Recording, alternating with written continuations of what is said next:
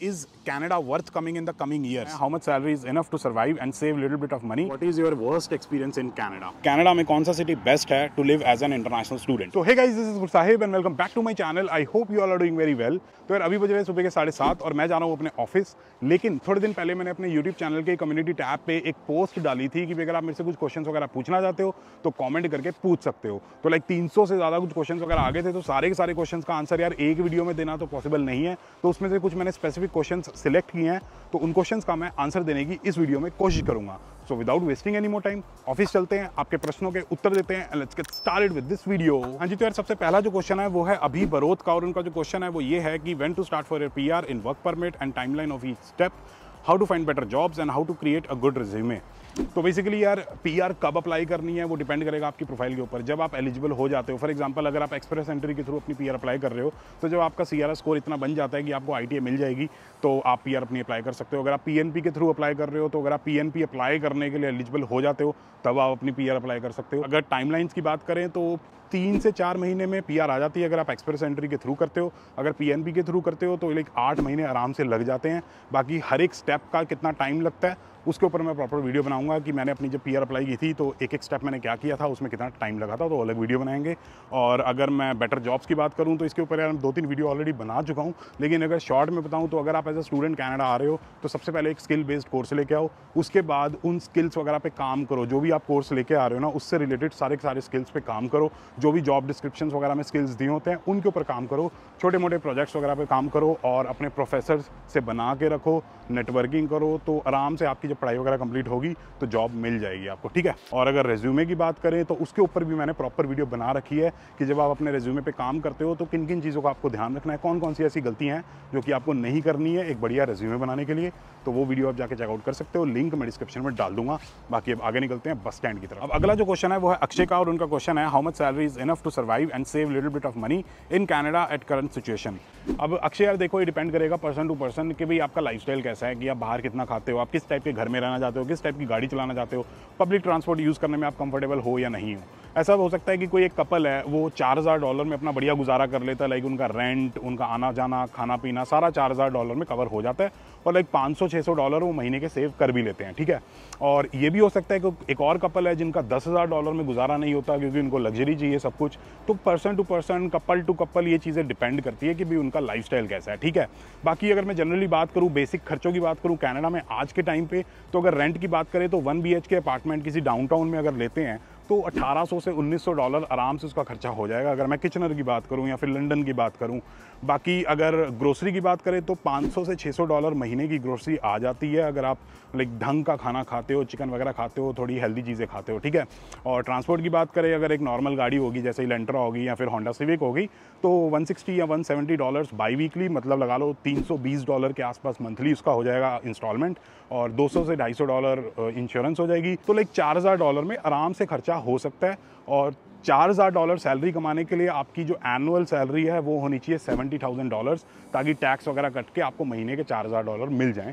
तो ये हिसाब किताब है। हाँ जी, तो यार अगला जो क्वेश्चन आता है वो आता है हरप्रीत जी का, और उनका क्वेश्चन है कि डज कॉलेज नेम और ranking matters to get a field job. अगर मेरे ओपिनियन की बात करें या फिर मेरे पर्सनल एक्सपीरियंस की बात करें तो मेरे हिसाब से यार कॉलेज का नाम क्या है या उसकी रैंकिंग कितनी है इतना ज़्यादा मैटर नहीं करता जब फील्ड जॉब की बात आती है कनाडा के अंदर, अनटिल आपने बहुत ही तगड़ी यूनिवर्सिटी से अपनी पढ़ाई की है, जैसे यूनिवर्सिटी ऑफ टोरंटो हो गया, university of Alberta, university of Waterloo, तब थोड़ा इंप्रेशन बढ़िया पड़ेगा एम्प्लॉयर के ऊपर इंटरव्यू के अंदर कि हाँ भी बहुत ही बढ़िया यूनिवर्सिटी से पढ़ाई की है। लेकिन अगर आप किसी कॉलेज से पढ़ाई करते हो तो सारे के सारे कॉलेज जो होते हैं ना वो सेम से ही होते हैं। कॉन्फेडरेशन कॉलेज हो गया, सेंटेनियल कॉलेज हो गया, या फिर कॉनेस्टोगा कॉलेज हो गया, सेनेका कॉलेज हो गया, सेम से ही होते हैं, पढ़ाई सिमिलर सी ही होती है, तो इतना ज़्यादा मैटर नहीं करता। और एट दी एंड जो एम्प्लॉयर होता है उसको मतलब होता है कि भी जिस बंदे को हम हायर कर रहे हैं उसके अंदर इतने स्किल होने चाहिए, उसको जो चीज़ें आती हैं उससे वो हमारी प्रॉब्लम्स वगैरह सॉल्व कर पाए, हमारे प्रोजेक्ट्स वगैरह पे काम कर पाए, और जितनी हम इस बंदे को सैलरी दे रहे हैं उससे ज़्यादा हमें प्रॉफिट जनरेट कर पाए, लाइक 10 गुना ज़्यादा हमें प्रॉफिट जनरेट करके अगर दे देता है तो किसी भी कॉलेज से पढ़ाई की हो, किसी भी यूनिवर्सिटी से पढ़ाई की हो, इतना ज़्यादा मैटर नहीं करेगा। अब ऑफिस के अंदर जाने से पहले, काम शुरू करने से पहले एक और क्वेश्चन ले लेते हैं। तो बेसिकली अरिक थापा जी पूछ रहे हैं कि hey Gursahib, I hope you and Jasmine are doing very well. My question is what is your worst experience in Canada. तो बेसिकली यार जितने भी मेरे कनाडा में एक्सपीरियंसेस रहे हैं, जैसे कनाडा में पढ़ाई करना हो गया, लोगों से डील करना हो गया, यहाँ पे जॉब करना हो गया, या फिर किसी गवर्नमेंट ऑफिस में जाके कोई काम करवाना हो गया, कोई डॉक्यूमेंट निकलवाना है या कुछ भी करवाना है, साइन करवाने हैं, कभी भी किसी भी एक्सपीरियंस एक्सपीरियंस में या काम करवाने में कोई दिक्कत नहीं आई। सारी की सारी चीज़ें स्मूथली हुई हैं। PR हुई, वर्क परमिट हुआ, सिन नंबर अपडेट करवाना है, शादी के लिए जितने डॉक्यूमेंट्स थे वो काम करवाना, पढ़ाई अच्छी रही, प्रोफेसर्स बढ़िया, हर चीज़ बढ़िया रही है। बस एक मेरा वर्स्ट एक्सपीरियंस रहा था, डेफिनेटली वर्स्ट ही कह सकते हैं, सबसे बुरा एक्सपीरियंस वही आज तक का। तो बेसिकली मेरे पास एक गाड़ी होती थी जीप कंपास, तो वो ख़राब हो गई थी एक बार। आप वीडियो मैंने बनाई थी प्रॉपर दिसंबर 2021 में। तो वो मैंने इंश्योरेंस क्लेम लेना था मेरे को उसका, और सर्विस सेंटर के थ्रू डीलिंग होनी थी, तो बहुत दिक्कत आई थी। लाइक 4 से 5 महीने लग गए थे वो काम होने में। कभी सर्विस सेंटर वाले छुट्टी पे हैं, कभी इंश्योरेंस वाले छुट्टी पे हैं, दोनों के बीच में कोई इंटरेक्शन ही नहीं है, बातचीत ही नहीं हो रही है। तब सर्दियाँ चल रही थी, लाइक स्नो पीक पे थी, गाड़ी नहीं थी, तो बहुत दिक्कत आती थी मेरे को ऑफिस जाने में, ऑफिस से आने में, वीडियोज़ वगैरह बनाने में। तो ये मेरा वर्स्ट एक्सपीरियंस रहा है। अगर उसको डिटेल में जानना चाहते हो कि भाई हुआ क्या था, उसके ऊपर मैंने प्रॉपर वीडियो बना रखी है, लिंक मैं डिस्क्रिप्शन में डाल दूंगा, आप जाके चेकआउट कर सकते हो। तो यही है। तो बेसिकली इंश्योरेंस क्लेम लेने में बड़ी दिक्कत आई थी। ये तो ऑफिस में हो रखी है लंच ब्रेक, तो मैंने सोचा यहाँ पे आराम से बैठ के आपके 2 या 3 क्वेश्चंस को आंसर कर देता हूँ टाइम निकाल के। तो बेसिकली यार अगला जो क्वेश्चन है वो है प्लेयर ऑन गेमिंग का, और उनका क्वेश्चन है कि भाई प्लीज़ इग्नोर मत करना, कनाडा में कौन सा सिटी बेस्ट है to live as an international student. तो मेरे हिसाब से यार कोई भी अगर मैं एक स्पेसिफिक सिटी का नाम लूँगा ना तो वो फेयर नहीं होगा, जस्टिफाइड नहीं होगा। जैसे मैं थंडर पे बोल देता हूँ, या फिर London, Sarnia, Kitchener, Toronto, Vancouver, Montreal, किसी भी एक सिटी का नाम ले लेता हूँ तो वो सही नहीं होगा। क्योंकि मेरे हिसाब से जितने भी इंटरनेशनल स्टूडेंट्स कनाडा आते हैं ना, सबका मोटिव अलग अलग होता है। कोई डॉलर्स कमाने आता है, कोई बढ़िया पढ़ाई करने आता है, क्वालिटी एजुकेशन लेने आता है, कोई अच्छे लाइफस्टाइल के लिए आता है। तो सबका हिसाब अपना अपना होता है। तो अगर आप बढ़िया डॉलर्स कमाने के लिए कनाडा आ रहे हो, आपका मोटिव ये है कि भी कनाडा आना है, पैसा कमाना है, इंडिया भेजना है, अपनी जो भी रिक्वायरमेंट्स हैं वो फुलफिल करनी है, तो एक ऐसी सिटी में जाओ जहाँ पे पार्ट टाइम जॉब्स काफ़ी ज़्यादा है, मतलब जॉब्स वगैरह काफ़ी ज़्यादा हैं, ताकि जैसे ही आप वहाँ पे जाओगे तो अपना काम वगैरह करना शुरू कर दोगे, डॉलर्स कमाना शुरू कर दोगे। अगर आप क्वालिटी एजुकेशन लेने के लिए कनाडा आ रहे हो कि भाई इतना पैसा लगा के मैं कनाडा में पढ़ाई करने जा रहा हूँ एज एन इंटरनेशनल स्टूडेंट, तो उस केस में आप देखो कि भाई कौन सी यूनिवर्सिटी में जाना है, कौन से कॉलेज में जाना है, और सिटी मैटर नहीं करती, क्योंकि आप सिर्फ पढ़ाई करने आ रहे हो, ठीक है। लेकिन अगर आप आ रहे हो कि भी मेरे को कनाडा आना है, अपने फील्ड में पढ़ाई करनी है, उसके बाद अपने फील्ड में ही जॉब लेनी है, साथ पढ़ाई करते करते स्किल्स पे काम करना है, प्रोजेक्ट्स पे काम करना है, टाइम चाहिए, तो उस केस में किसी छोटी सिटी में जाओ, जैसे कि मैं थंडर बे में गया था, क्योंकि वहाँ पे डिस्ट्रैक्शंस कम होती हैं, थोड़ी सस्ती होती हैं, तो पैसे भी सेव हो जाते हैं, लोन वगैरह उतारना है या फीस भरनी है वो भी काम हो जाता है। तो उस केस में आप एक छोटी सिटी में जा सकते हो। अगला जो क्वेश्चन है वो है तनवीर भाई जी का। उनका क्वेश्चन है कि I really like your videos and your videos are very informative, thank you so much bro. May I know how much funds are required to show for study visa in Canada other than GIC and 1 year college fees to make our file stronger. तो basically यार जब हम as an international student Canada आते हैं ना, तो अगर आप 1 साल की फ़ीस डिपॉजिट करा के आते हो तो बेसिकली आपको जस्टिफाई करना पड़ता है कि आप अपने 3rd और 4th सेमेस्टर की फ़ीस किस तरीके से डिपॉजिट कराओगे, तो उसका आपको प्रूफ देना पड़ेगा, मतलब आपको लिक्विड फंड्स शो करने पड़ेंगे। तो बेसिकली जब मैं as an international student Canada आया था तो मैंने अपना 15 लाख रुपये का लोन लिया था। मेरा जो लोन था वो 15 लाख का अप्रूव हो गया था, लेकिन डिस्पर्स मैंने सिर्फ 7 लाख रुपीज़ का कराया था। तो मैंने अपनी फाइल में अपना लोन लेटर लगा दिया था कि भी मेरे पास 8 लाख रुपये का अभी भी पेंडिंग है, जो मैं डिस्पर्स कभी भी करवा सकता हूँ। साथ के साथ मैंने अपना प्रोविडेंट फंड जो थोड़ा बहुत था वो लगाया था, साथ के साथ मेरे फादर का जो प्रोविडेंट फंड था उसका लेटर लगाया था। तो ये सारी चीज़ें लगा के अपनी फाइल को मैंने स्ट्रॉन्ग बनाने की कोशिश की थी। तो बेसिकली आपको लिक्विड फंड्स शो करने हैं और ये दिखाना है कि भाई आप 3rd और 4th सेमेस्टर की फीस अपनी किस तरीके से डिपॉजिट कराओगे, तो इतनी कोई टेंशन वाली बात नहीं है। दूसरी चीज़ ये है कि I also want to know which are the best provinces in Canada to work in the IT sector. तो बेसिकली यार आप ये खुद से रिसर्च कर सकते हो, एक वेबसाइट है jobbank.gc.ca, इस पर आप जाओ, जो भी आपका फील्ड है, जिस भी पर्टिकुलर डेजिग्नेशन पे आप काम करते हो या जिस भी स्पेसिफिक चीज़ में आप जाना चाहते हो, तो उसको सर्च करो उस वेबसाइट पे जाके, आपको प्रॉपर तरीके से डिटेल में डेटा दिखा देगा कि किस प्रोविंस में डिमांड है, किस प्रोविंस में डिमांड नहीं है। लेकिन अगर मैं जनरली बात करूं तो ओंटारियो और वैंकूवर और मॉन्ट्रियल में IT की बहुत सारी जॉब्स हैं। अब यार अगर हम IT फील्ड के बारे में बात कर ही रहे हैं तो यहाँ पे मैं इंट्रोड्यूस करना चाहूँगा कोडिंग इन्वेडर्स को। तो बेसिकली अगर आप किसी भी नॉन IT फील्ड से IT फील्ड में आने की कोशिश कर रहे हो या फिर किसी भी फील्ड से डेटा साइंस के फील्ड में ट्रांजिशन करने की कोशिश कर रहे हो, तो कोडिंग इन्वेडर्स एक 6 मंथ्स का प्लेसमेंट गारंटी प्रोग्राम प्रोवाइड करते हैं, जो करके आप आराम से डेटा साइंस के फील्ड में ट्रांजिशन कर सकते हो। और यार सबसे बढ़िया चीज़ तो है कि इस प्रोग्राम के स्टार्टिंग में आपको सारी बेसिक से चीज़ें पढ़ाई जाती हैं, मतलब आपसे कोई भी एक्सपेक्टेशन वगैरह नहीं रखी जाती कि आपको कोडिंग आनी चाहिए या फिर आपको IT से रिलेटेड बहुत सारी चीज़ों के बारे में पता होना चाहिए, ऐसा कुछ भी नहीं है। तो बेसिकली इस प्रोग्राम में आपको डेटा साइंस, डेटा एनालिटिक्स और डेटा इंजीनियरिंग प्रैक्टिकल तरीके से पढ़ाई जाएगी और लाइव सेशंस कराए जाएंगे, 1-on-1 सेशंस कराए जाएंगे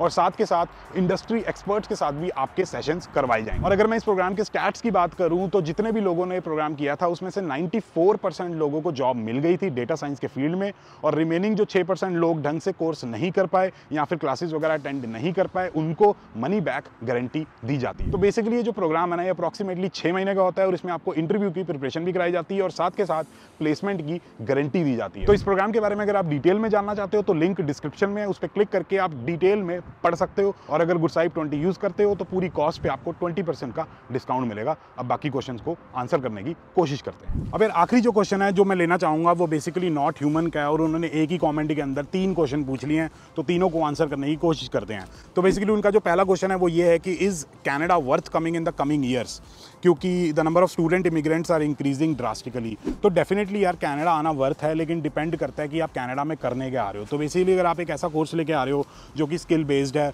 उसमें आपको स्किल्स वगैरह सिखाए जाएंगे, साथ के साथ आप अपने एफर्ट्स भी लगाओगे प्रोजेक्ट वगैरह पे काम करने के लिए, या फिर अगर आपके फील्ड में कोई सर्टिफिकेशन होती है या फिर कोई लाइसेंस वगैरह लेने की जरूरत पड़ती है तो वो लेने में भी आप एफर्ट लगाते हो और वो ले लेते हो अपनी पढ़ाई कंप्लीट होने से पहले, या फिर आपके माइंड में सारी की सारी प्लानिंग प्रॉपर है, आपने प्लान किया हुआ है कि भाई आपने कनाडा आके करना क्या है। ठीक है, आपके फाइनेंशियल, आपके करियर, आपके फ्यूचर गोल्स आपके माइंड में प्रॉपर आपने बना रखे हैं, प्रोफेसर्स से बना के रखते हो, नेटवर्किंग करते हो, अपने पैसों को संभाल के रखते हो, और आपको पता है कि हाँ भाई रिस्पॉन्सिबिलिटी है, पेरेंट्स का इतना पैसा लेके हम कनाडा में आए हैं तो उसका कुछ ना कुछ निकालना है, तो डेफिनेटली कनाडा आना वर्थ है। लेकिन आपको पता ही नहीं है कि भी कनाडा आने के बाद करना क्या है, या फिर आपने किसी अपने दोस्त को देख लिया या फिर किसी रिश्तेदार को देख लिया या फिर किसी गली में कोई बंदा गया था कनाडा, तो आप भी चले गए कि हाँ भाई उसने फोटो डाली थी इंस्टाग्राम फेसबुक पे कि भाई फोर्ड मस्टैंग के साथ खड़ा है, या फिर आईफोन 14 प्रो प्लस मैक्स की फोटो डाली थी, तो आपको हुआ कि भाई मैं भी ये सब करूंगा, तो उस केस में दिक्कत हो सकती है। अगला जो उनका क्वेश्चन है वो है कि is may intake safe in terms of studies and jobs. अब यार मे इनटेक की अगर बात करें तो स्टडीज़ की अगर पर्टिकुलरली बात करते हैं तो सितंबर intake, Jan intake, May intake एक सेम कोर्स है, तो ऑब्वियसली आपको सब्जेक्ट्स वगैरह सेम ही पढ़ाई जाएंगे, सारी की सारी चीज़ें सेम होंगी, तो कोई भी डिफरेंस नहीं अगर स्टडीज़ की बात करें। बाकी अगर जॉब्स की बात करते हैं तो मेन टेक में प्रॉब्लम ये है कि ज़्यादातर जो मेन टेक वाले बच्चे होते हैं उनकी जो शेड्यूल्ड ब्रेक होती है, मतलब 4 महीने वाली जो ब्रेक होती है जिसमें बच्चे फुल टाइम काम करके अपनी फ़ीस निकालते हैं और अपना लोन पे ऑफ करते हैं, वो जो ब्रेक है वो विंटर के टाइम आती है, जनवरी, फरवरी, मार्च और अप्रैल। उस वक्त जो बिजनेसेस होते हैं वो काफ़ी स्लो होते हैं, जैसे रेस्टोरेंट्स हो गए और ग्रोसरी स्टोर वगैरह हो गए, तो वो काफ़ी स्लो होते हैं। तो जो बच्चे ऑलरेडी काम कर रहे होते हैं ना, उनके आवर्स कट हो जाते हैं, और वो जो शेड्यूल्ड ब्रेक वाला टाइम है वही आपका गोल्डन टाइम है कि भाई फीस निकालनी है, लोन उतारना है।